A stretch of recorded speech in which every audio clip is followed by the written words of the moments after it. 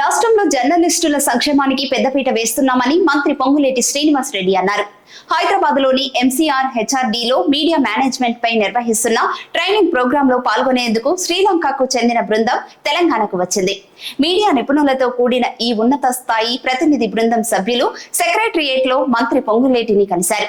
ఈ సందర్భంగా ఆయన మాట్లాడుతూ జర్నలిస్టుల సంక్షేమానికి తమ ప్రభుత్వం ప్రాధాన్యత ఇస్తుందని చెప్పారు. జర్నలిస్టుల కోసం అమలు చేస్తున్న కార్యక్రమాలను వివరించారు. ఎమర్జింగ్ టెక్నాలజీలో రాష్ట్రం ముందంజలో ఉందన్నారు.